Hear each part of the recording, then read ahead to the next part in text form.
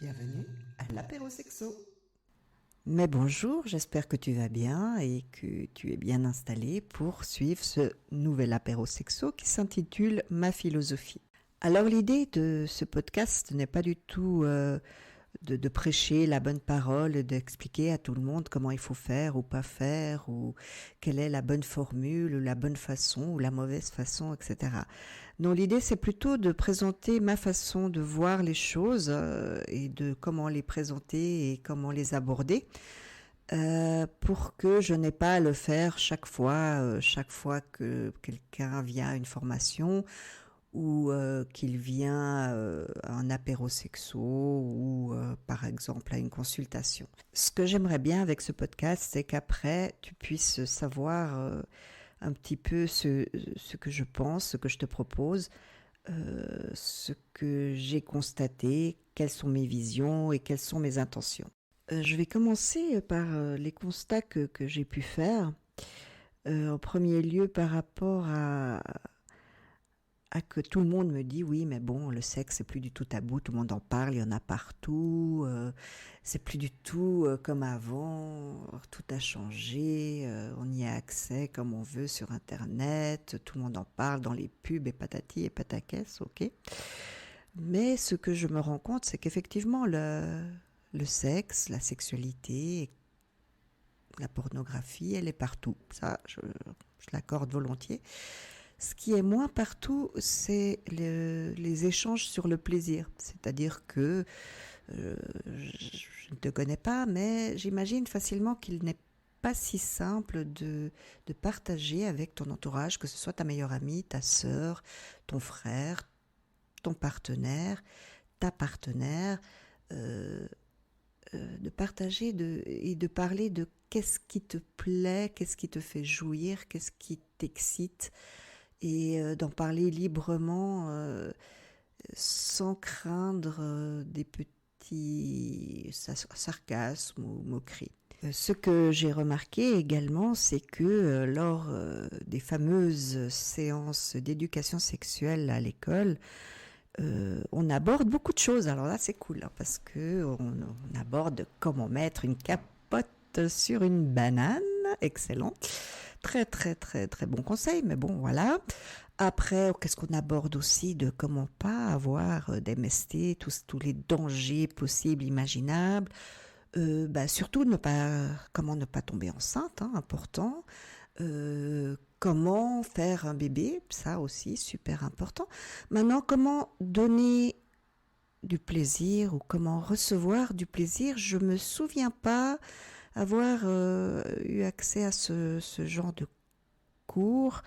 Et bon, là maintenant, effectivement, tout ce qui est très très très pointu, c'est au sujet du genre, de la tolérance des différents genres et des différentes sexualités. Et pourquoi pas, c'est très bien. Mais le plaisir, la jouissance, la communication dans le plaisir, ça, je ne l'ai pas vu dans aucun programme et j'en ai vraiment parcouru beaucoup, beaucoup, beaucoup. Alors, ce que j'ai aussi constaté, c'est que mes collègues sexologues, euh, par rapport à leur parcours, par rapport à leur cursus universitaire, abordent la sexualité sous l'angle de la pathologie la plupart du temps ou de la psychologie. C'est-à-dire que quand quelque chose ne fonctionne pas dans un couple ou dans une sexualité, voilà, que ce soit l'érection, que ce soit l'éjaculation, précoce, pas précoce, que ce soit pour la femme, la sécheresse vaginale, etc., les problèmes de libido, c'est souvent pathologisé, c'est-à-dire c'est souvent une maladie et on va définir ça comme quelque chose à résoudre par une thérapie peut-être ou des médicaments parfois. Et c'est pas du tout mon angle d'approche. Donc, bien sûr que c'est souvent des pathologies, mais pas que. Et pour ma part, c'est pas du tout comme ça que je vais aborder les personnes qui viennent me consulter. Il est vrai aussi que souvent, voilà, les conseillers conjugaux et les sexologues travaille énormément sur la communication et sur la charge mentale, sur le consentement, sur le respect, etc., qui sont des valeurs que je prône également, bien entendu, mais qui ne sont pas du tout la base de mes consultations, des formations que je fais. Moi, ce qui m'intéresse surtout, c'est comment trouver des solutions pour faire une sexualité joyeuse et avec ce qu'on a, comment faire le mieux avec la personne avec qui on a envie de le partager. Alors, j'interviens aussi également pour les personnes curieuses de s'informer sur d'autres univers sexuels, parce que là maintenant, beaucoup de personnes s'informent et s'abreuvent auprès de la pornographie. Simplement, la pornographie, c'est pas exactement le monde réel. Alors, désolée, hein. Mauvaise pioche avec moi. Je risque de casser certains fantasmes ou certaines croyances. Donc, je suis assez informée sur plusieurs autres formes de sexualité. Et quand certaines personnes viennent me voir en me disant, voilà, j'aimerais essayer ça avec ma partenaire, avec mon chéri, avec ma chérie, je peux mettre en garde et attirer l'attention sur certaines particularités qu'ils vont rencontrer afin de les préparer. S'ils sont prêts, no suicide, enjoy, hein, comme on dit, profitez bien. Et puis sinon, d'en parler bien avant afin de ne pas abîmer le couple ou l'estime de soi ou la confiance en soi ou en celle de l'autre. Bon, je travaille aussi pas mal avec des couples qui ont envie de soit réactiver leur sexualité, soit l'améliorer, parce que ça s'est un petit peu endormi, c'est devenu un peu routinier, etc. Il y a aussi des personnes qui viennent parce que la vie a fait que soit la maladie, soit les accidents, soit le handicap fait partie de leur parcours, soit de l'un, soit de l'autre, où ils ont rencontré une personne géniale avec qui ils ont envie de partager plus, mais qui est handicapée ou malade, ou a été malade et présente certaines difficultés à aborder la sexualité de manière classique. Et ensemble, on peut trouver des solutions pour avoir cette fameuse sexualité joyeuse que j'aimerais que tout le monde ait, parce que pour moi, la sexualité est un droit, et c'est pas que pour moi, vu que l'OMS s'y réfère régulièrement. Alors, je vais un petit peu énumérer quelles sont les visions que j'ai sur la sexualité. La première vision, et qui n'est pas que la mienne, hein, c'est celle dont je viens de parler, c'est de revendiquer le droit à la sexualité. Alors là, je viens de parler de la sexualité des personnes malades, hein, soit ayant subi des opérations handicapantes, ou ayant des handicaps physiques, ou ayant des difficultés, rencontrant des difficultés sexuelles. Malgré ça, on peut quand même trouver des moyens d'avoir une sexualité. Alors, c'est peut-être pas l'orgasme, c'est peut-être pas l'érection, c'est peut-être pas les moyens classiques, mais partager des moments intenses et des moments de plaisir, des moments de partage. Donc voilà, ça c'est ma vision. Une autre de mes visions, c'est de déconstruire ce fameux mythe de la performance qui nous fatigue tous. Là, c'est bon. Non, il n'y a pas besoin d'avoir des érections pendant des heures, il n'y a pas besoin de jouir à chaque fois, il n'y a pas besoin de tenir, de pas tenir. Puis alors la meilleure surtout, c'est cette fameuse synchronicité, hein, on va jouir tous ensemble et puis ça sera merveilleux, c'est comme ça qu'on s'aime, parce que si on ne jouit pas ensemble, il est évident qu'on ne s'aime pas, hein, parce que sur Netflix et compagnie, c'est comme ça qu'ils font, hein. Ceux qui s'aiment, ils jouissent en même temps et c'est merveilleux. Ouais, non, pas vraiment, en fait.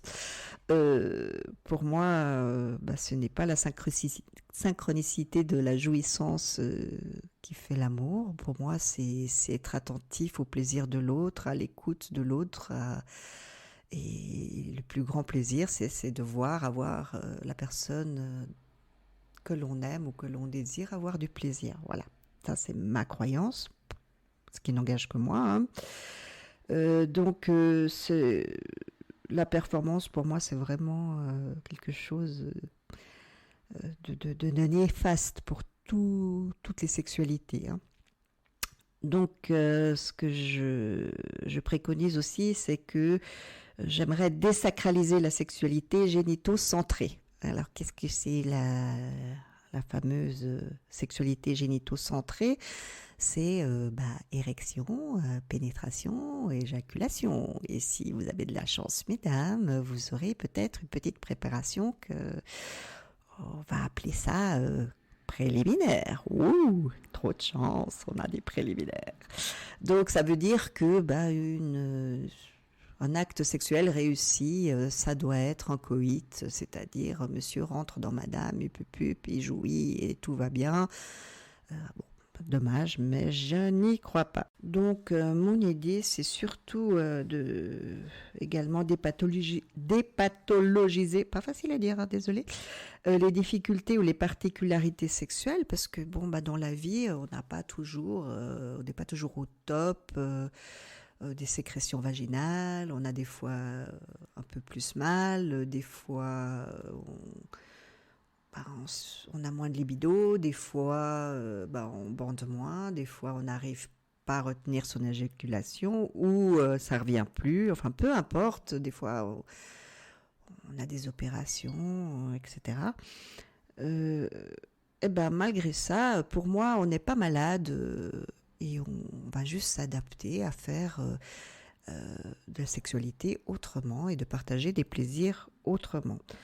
Donc, il y a autre chose aussi qui me tient à cœur, c'est la sexualité des personnes âgées, du 3e, 4e âge, ceux qui vivent en EMS et qui apparemment ont une sexualité, dérangeante, hein. Donc, quand on pense que dans certains EMS, hein, ou EHPAD, comme vous voulez, on demande aux enfants l'autorisation de donner des sextoys ou de faire venir des professionnels du plaisir.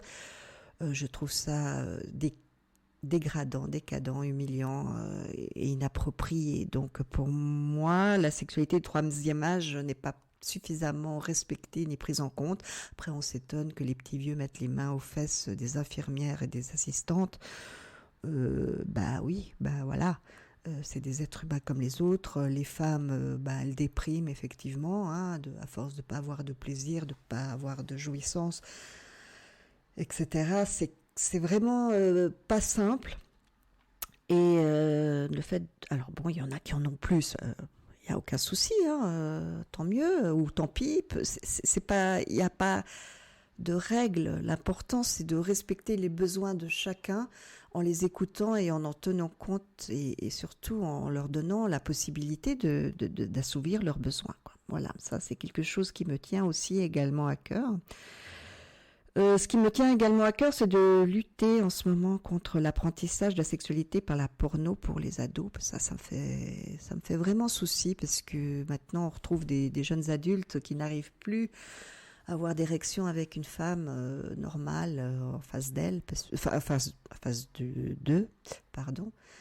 À force de regarder des films pornos, la vision d'une femme, le toucher d'une femme ne leur fait rien. Ils doivent voir des choses de plus en plus extrêmes, de plus en plus différents, enfin, je ne sais même pas quoi dire parce que chaque sexualité a son profil, mais il n'y a pas de bien ou de mal, mais si chaque fois il faut quelque chose de différent pour relancer une libido, ça me paraît pas trop normal. Après, que chacun ait sa sexualité, ses fantasmes, ça me paraît très sain. En revanche, quand il faut chaque fois l'adapter pour relancer la machine, ça me paraît hyper dangereux. Donc, lutter contre l'apprentissage de la sexualité par la pornographie, c'est vraiment quelque chose que j'imagine devrait être plus défendu par la santé au niveau de l'État. Alors, quelles sont mes intentions? Alors, ce que j'aimerais, moi, c'est vraiment proposer aux adultes euh, une sexualité sans tabou, sans jugement et qu'elle soit, voilà, si possible, joyeuse. Et ce que j'essaye de faire, et j'espère que c'est comme ça que tu le prends, c'est d'en parler de manière très sérieuse sans se prendre au sérieux. Voilà, il n'y a rien de dramatique dans la sexualité, il n'y a rien de grave, il n'y a rien de terrible. Mais bon, ben, il y a des choses qu'il faut respecter, il y a des choses qu'il faut comprendre et qu'il faut connaître, voilà, simplement. Donc une fois qu'on a ça et que on respecte l'autre et qu'on a confiance en l'autre et que c'est réciproque, et ben voilà, ça pour moi c'est vraiment la base. Après, ce que j'aime bien aussi, et si tu as écouté mon histoire, c'est que je constate de plus en plus, hein, c'est que l'estime de soi lors de la sexualité est très très importante à tenir en compte. C'est-à-dire que si on n'a pas une bonne estime de soi, de son corps, si on ne s'aime pas, si on ne se connaît pas, ben c'est très compliqué d'être à l'aise avec un autre qui va sentir nos odeurs, qui va toucher notre corps, euh, qui va même le pénétrer de différentes façons dans différentes zones. Et ça, si on ne s'aime pas soi-même, c'est très très complexe de faire abstraction quand c'est l'autre qui va venir le faire. Donc j'essaye aussi lors de mes interventions, de mes consultations, d'augmenter l'estime de soi avec un petit peu d'humour si je peux, de temps en temps, et surtout du non-jugement parce que je trouve que les personnes se jugent déjà bien assez sévèrement tout seul. J'espère que ce n'est pas ton cas, mais si c'est ton cas, lâche prise, c'est bon. Il n'y a pas besoin, c'est pas nécessaire de t'auto-flageller, c'est pas grave. Sauf si t'aimes ça pour d'autres raisons. Voilà. Donc, parler de sexe sans se prendre au sérieux, c'est pas si simple. Mais on y arrive et surtout si, voilà, si c'est de tous les côtés, voilà, on se laisse, on s'écoute et on se respecte. J'aimerais aussi par rapport à mon parcours, offrir cette vision simple et joyeuse de la sexualité parce que trop souvent, pour ma part, ça part vite en drame, en tristesse, en frustration, en complexe, etc. Et non, en fait, c'était des moments super de la vie et il faut en profiter.